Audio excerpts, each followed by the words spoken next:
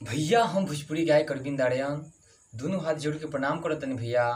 और आई फिर आज एक प्यारा सा म्यूजिक बा खेसारी भैया के बहुत अच्छा गीत आई रहा चाची की बाची सपनवा में आती है।